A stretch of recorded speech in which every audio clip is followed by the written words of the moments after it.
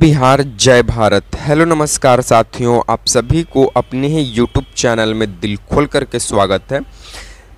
तो आज की हम इस सीरीज में करने वाले हैं एसएससी एमटीएस और हवलदार के जीके जीएस के प्रश्न जो खासकर प्रीवियस ईयर में पूछा गया है।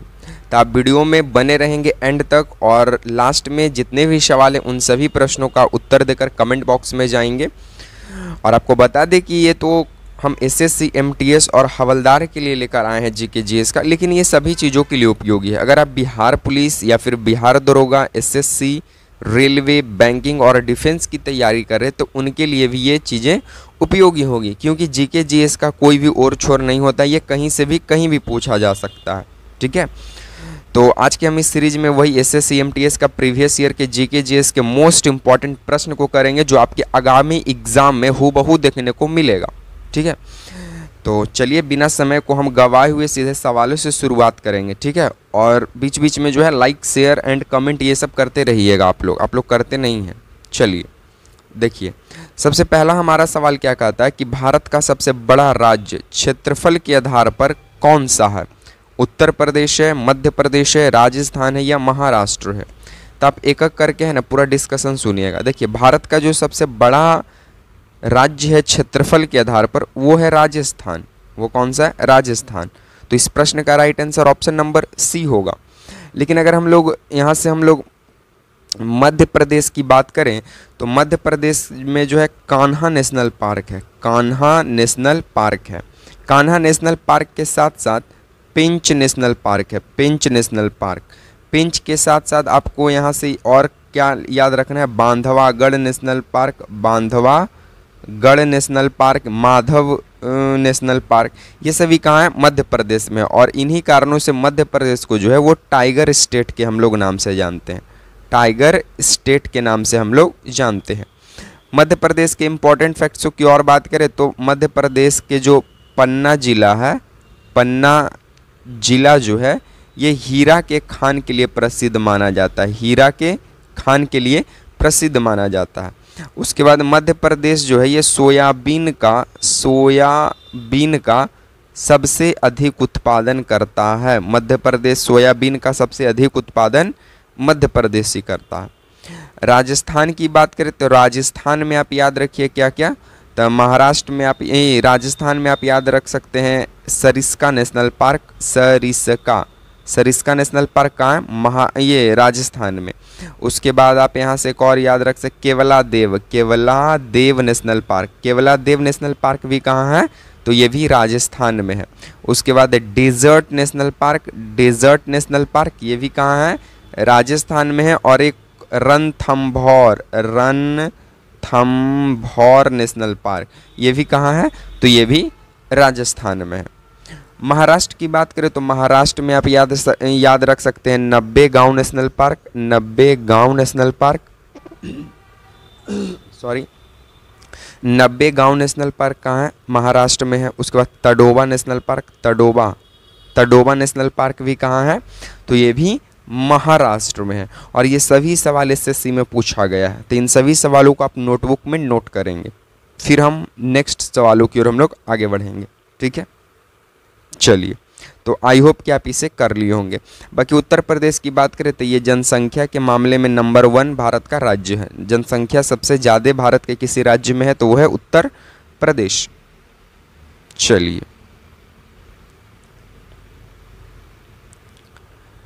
नेक्स्ट हमारा प्रश्न बोलता है कि हरित क्रांति यानी ग्रीन रिवॉल्यूशन किससे संबंधित है? चावल उत्पादन से, गेहूं उत्पादन से, कपास उत्पादन से या दलहन उत्पादन से? तो देखिए, हरित क्रांति जो है ये 1966 से लेकर 1967 के बीच में भारत में आता है। ठीक है, हरित क्रांति के समय भारत के तो मतलब 1966 से पहले भारत के प्रधानमंत्री जो थे वो थे लाल बहादुर शास्त्री। लेकिन 1966 के बाद से इंदिरा गांधी की सरकार आ जाती है, इंदिरा गांधी। तो आपसे पूछेंगे कि हरित क्रांति किसके समय पे आया? तो लाल बहादुर शास्त्री के समय पे आया। लेकिन हरित क्रांति पर जोर सबसे किसने दिया? तो इंदिरा गांधी ने दिया। ठीक है, और हरित क्रांति जो है ये गेहूं उत्पादन से संबंधित है। ठीक है, तो इस प्रश्न का right answer option number B हो जाएगा। बाकी के हरित क्रांति का जो जनक है वो भारत में वो जनक है एम.एस. स्वामीनाथन। एम.एस. स्वामीनाथन है भारत में हरित क्रांति के जनक। लेकिन अगर हम लोग वर्ल्ड में देख लें हरित क्रांति के जनक तो वो हो जाएंगे नॉर्मन बोरलॉग। ठीक है। उसके बाद यहाँ से अगर हम लोग और इम्पोर्टेंट फैक्टों की अगर हम लोग बात करें तो यहाँ से आपको एक और यहाँ से आप याद और क्या कर सकते हैं कि हरित क्रांति में HYV यानी हाई यील्डिंग वैरायटी जो है बीज का उपयोग किया गया। और हरित क्रांति से आने से आपका हरियाणा, उसके बाद आपका राजस्थान और पश्चिमी उत्तर प्रदेश, ये सभी राज्य जो हैं वो लाभान्वित हुए। ठीक है, तो ये चीज़ भी आप याद रखेंगे। ठीक है, चलिए दलहन के लिए MP जो है वो सबसे आगे है, दलहन का उत्पादन करता है। और कपास के लिए कौन सा राज्य आगे है? तो कपास के लिए महाराष्ट्र। कपास जो है वो काली मिट्टी में होती है, तो महाराष्ट्र इस चीज़ों के लिए आगे है। ठीक है, तो आप इसे भी नोटबुक में नोट करेंगे। चलिए नेक्स्ट बोलता है कि विश्व पर्यावरण दिवस कब मनाया जाता है? 5 जून को, 22 अप्रैल को, 10 अक्टूबर को, 1 दिसंबर को। तो विश्व पर्यावरण दिवस जो है साथियों ये मनाया जाता है 5 जून को। ठीक है, तो पहली बार पर्यावरण दिवस जो है, पहली बार पर्यावरण दिवस 5 जून 1972 को, 1972 के स्वीडन की राजधानी स्टॉकहोम में पहली बार सेलिब्रेट किया गया था। और इसी में निर्णय लिया गया था कि हम लोग प्रत्येक साल 5 जून को विश्व पर्यावरण दिवस को क्या करेंगे? मनाएंगे। बाकी 22 अप्रैल की बात करें तो 22 अप्रैल विश्व पृथ्वी दिवस है। विश्व पृथ्वी दिवस 22 अप्रैल को मनाया जाता है। 10 अक्टूबर की बात करें तो 10 अक्टूबर को विश्व मानसिक स्वास्थ्य दिवस मनाया जाता है। विश्व मानसिक स्वास्थ्य दिवस 10 अक्टूबर को मनाया जाता है। बाकी 1 दिसंबर तो आप सबको मालूम होगा कि 1 दिसंबर को एड्स डे सेलिब्रेट किया जाता है, acquired immuno डिफेंसी syndrome AIDS day. ठीक है, तो आप इन सारी डेटों को आप याद रखेंगे, यहाँ से प्रीवियस ईयर में पूछा गया।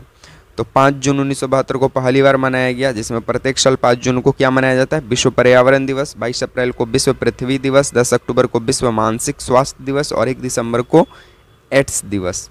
ठीक है, तो आप इसे भी नोटबुक में नोट करेंगे। चलिए नेक्स्ट बोलता है कि पंचवर्षीय योजना की शुरुआत कब हुई?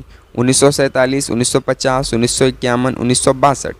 तो देखिए पंचवर्षीय योजना की जो शुरुआत है वो होता है 1951 से लेकर 1956। ये पहला यानी फर्स्ट जो है 5 ईयर प्लान है, यानी प्रथम पंचवर्षीय योजना 1951 से 1956 तक चला। ठीक है, इस पंचवर्षीय योजना जो था ये कृषि के विकास पर आधारित था। कृषि के विकास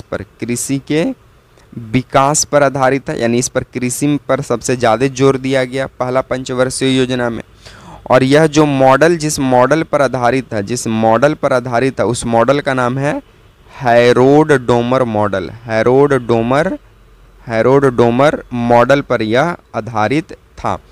तो पंचवर्षीय योजना जो है वो हैरोल्ड डोमर मॉडल, प्रथम पंचवर्षीय योजना जो है वो हैरोल्ड डोमर मॉडल पर आधारित था, कृषि के विकास पर आधारित था और 1951 से 1956 तक चला था। ठीक है, चलिए तो इस प्रश्न का राइट आंसर क्या हो जाएगा? 1951 से 1956। तो इस right answer option number C. और पंचवर्षीय योजना जो है ये योजना आयोग के अंतर्गत आता है। ठीक है, जिसकी स्थापना 15 मार्च 1950 को किया गया। तो आप इसे भी नोटबुक में नोट करेंगे साथियों। चलिए नेक्स्ट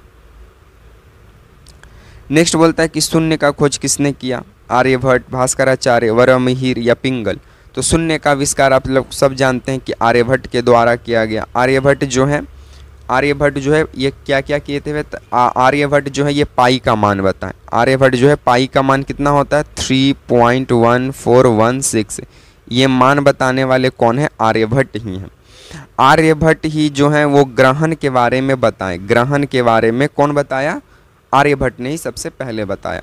उसके बाद ग्रहों की गति का गणना, ग्रहों की गति का गणना सबसे पहले किसने किया? तो आर्यभट्ट ने ही किया।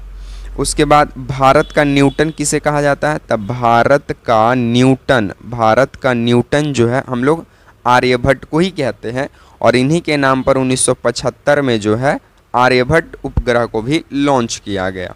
ठीक है। बाकी भास्कराचार्य, वराहमिहिर या पिंगल, ये तीनों की बात करें, ये तीनों गणितज्ञ के साथ साथ खगोल शास्त्री हुआ करते थे, खगोल शास्त्री भी हुआ करते हैं। ठीक है, तो आप इस बात को भी आप ध्यान देंगे। चलिए, तो आप इसे भी नोटबुक में नोट कीजिए। चलिए नेक्स्ट बोलता है कि भारत में सबसे अधिक कॉफ़ी का उत्पादन किस राज्य में होता है? तमिलनाडु, कर्नाटक, केरल, आंध्र प्रदेश। बताइए। तो आपको बता दें कि भारत में सबसे अधिक कॉफ़ी का जो उत्पादन है वो करता है हमारा कर्नाटक राज्य। कौन करता है? कर्नाटक करता है। बाकी तमिलनाडु की बात करें तो ये चावल का उत्पादन सबसे ज़्यादा करता है। केरल की बात करें तो ये रबर, नारियल इसका उत्पादन सबसे ज़्यादा करता है। आंध्र प्रदेश की भी बात करें तो ये भी चावल का उत्पादन जो है वो सबसे ज़्यादा करता है। कॉफ़ी की बात करें तो कॉफ़ी को हम लोग कहवा भी कहते हैं, कहवा। ठीक है। और कॉफ़ी का अगर उत्पादन देखा जाए विश्व में तो कॉफ़ी का सबसे अधिक उत्पादन ब्राज़ील करता है। कौन करता है? ब्राज़ील। और ब्राज़ील में कॉफ़ी के बागान को फैजेंडा कहा जाता है। क्या कहा जाता है? फैजेंडा कहा जाता है कॉफ़ी के बागान को। ठीक है। उसके बाद कॉफ़ी का सबसे टॉप क्वालिटी का जो प्रकार है उसका नाम है अरेबिका। उसका क्या नाम है? अरेबिका सबसे उत्तम कोटि का जो है कॉफ़ी का प्रकार होता है, अरेबिका। ठीक है। तो आप इस बात को भी आप ध्यान देंगे और इन सारी चीज़ों को आप नोटबुक में नोट करते चलेंगे। ठीक है। चलिए नेक्स्ट बोलता है कि भारतीय राष्ट्रीय कांग्रेस की स्थापना कब हुआ? तो भारतीय राष्ट्रीय कांग्रेस की स्थापना 28 दिसंबर 1885 को होता है। मुंबई के गोकुलदास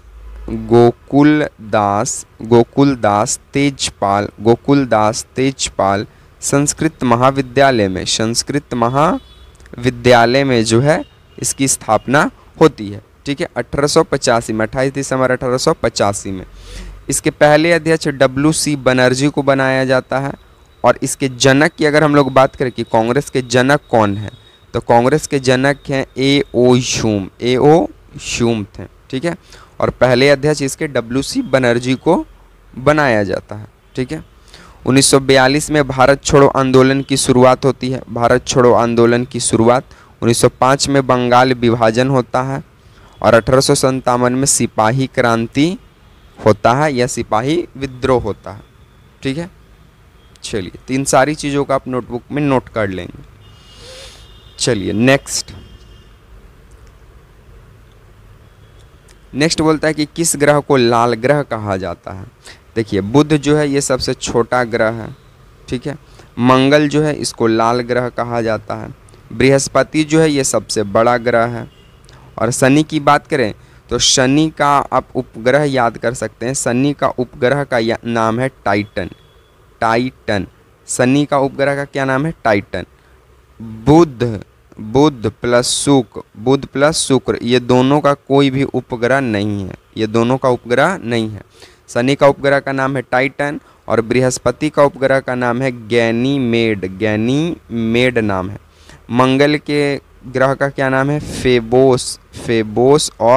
फेबोस और डीमोस। तो आप ये दो उपग्रह याद रखेंगे। तो किस ग्रह को लाल ग्रह कहा जाता है? तो मंगल को लाल ग्रह, बुध को छोटा ग्रह, बृहस्पति को बड़ा ग्रह और शनि का उपग्रह का नाम है टाइटन, बृहस्पति का उपग्रह का नाम है गैनीमेड, मंगल का उपग्रह का नाम है फेबोस डिमोस और बुध और शुक्र का कोई भी उपग्रह नहीं होता है। ठीक है। चलिए, तो साथियों इस प्रश्न का लास्ट हमारा सवाल क्या कहेगा, आप इसकी ओर गौर करेंगे। तो लास्ट सवाल बोलता है कि भारत का पहला उपग्रह कौन था? इनसैट 1A, भास्करा, आर्यभट्ट या रोहिणी? तो इस प्रश्न का उत्तर आप लोग कमेंट बॉक्स में देंगे कि इसका राइट आंसर क्या होने वाला है। बाकी आज को हम वीडियो को यहीं पे विराम देंगे। वीडियो पसंद आया तो वीडियो को लाइक करें, वीडियो को शेयर करें एंड चैनल को सब्सक्राइब करना मत भूलिएगा, क्योंकि इसी तरह का डेली SSC MTS से संबंधित प्रीवियस ईयर का प्रश्न करवाए जाएंगे। तो आज आप ही इस चैनल को सब्सक्राइब करें डेली वीडियो पाने के लिए। तो मिलेंगे नेक्स्ट वीडियो में, तब तक के लिए आप तमाम साथियों को जय हिंद, वंदे मातरम।